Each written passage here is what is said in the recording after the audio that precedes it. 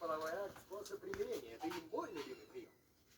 Кстати, когда они находят новый источник пищи, то устраивают оргию, чтобы снять напряжение и спокойно отдохнуть. На площадке сразу. Так говорят не люди.